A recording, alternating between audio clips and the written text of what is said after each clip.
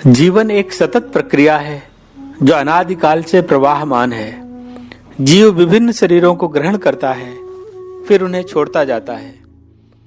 नवीन शरीर का धारण जन्म कहलाता है और शरीर को छोड़ना मृत्यु कहलाता है, और इसके बीच जो घटित होता है उसे प्रायः लोग जीवन कहते हैं। पिछले एपिसोड में हमने चर्चा की थी कि जीवन जीने की कला क्या है। तब प्रश्न उठा था कि क्या मृत्यु की भी कोई कला है। आइए उसे भगवत गीता के माध्यम से समझने का प्रयत्न करते हैं। श्री कृष्ण अर्जुन से कहते हैं कि वेदों में भी सकाम कर्मों का वर्णन हुआ है जो कि प्रकृति के 3 गुणों के अधीन आते हैं। लेकिन अर्जुन, उचित यही है कि तुम इन 3 गुणों से ऊपर उठो, क्योंकि जीवन जीने की कला का आरंभ वहीं से होता है।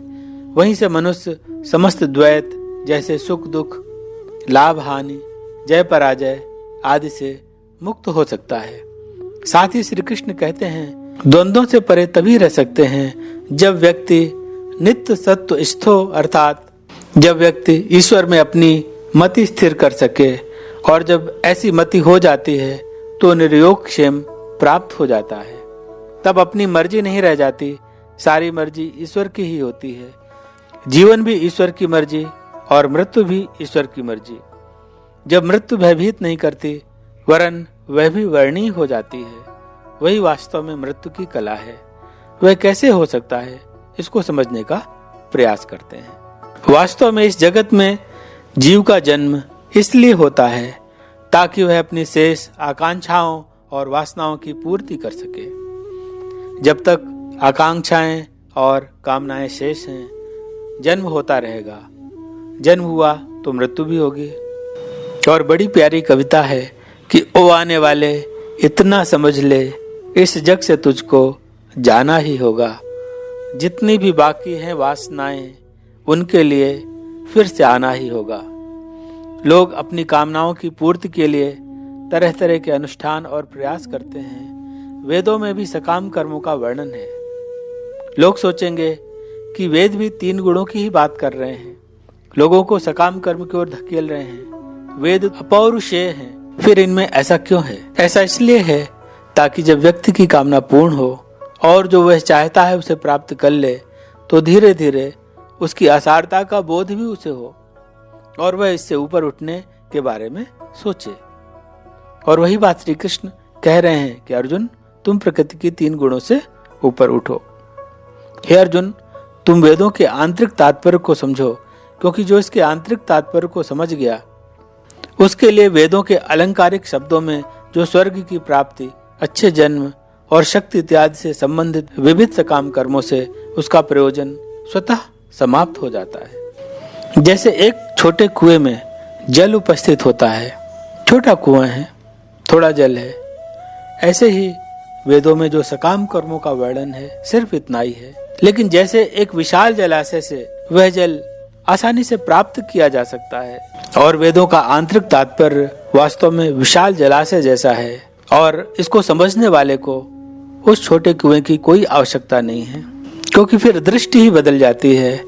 दृष्टि ऐसी हो जाती है कि जो योग क्षेम है उसे तो स्वयं परमात्मा देखेगा, और जब ऐसी दृष्टि हो जाती है तो वास्तव में जीवन में कोई कमी भी नहीं रहती, सर्वथा ईश्वर की कृपा दिखती है।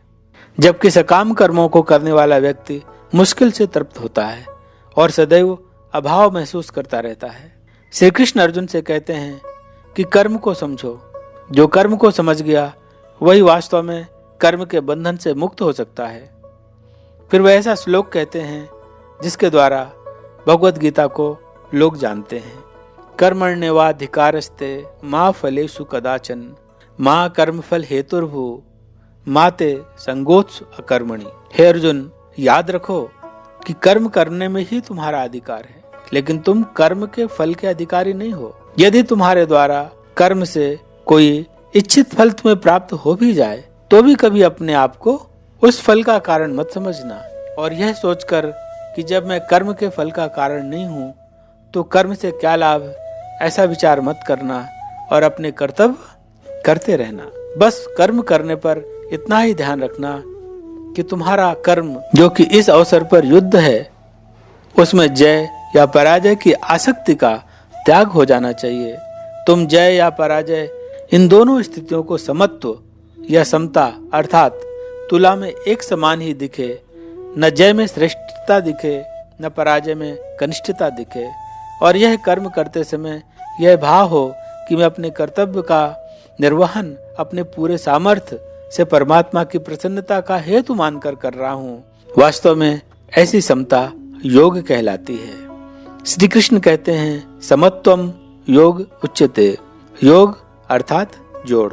जब हमारे विचारों का, हमारे कार्यों का, हमारे संबंधों का, चाहे वो व्यक्ति या वस्तु, इनका जोड़ जब परमात्मा के साथ होने लगता है तो समता विकसित होने लगती है। जब समता विकसित होती है तो जीवन में अभाव समाप्त होने लगता है।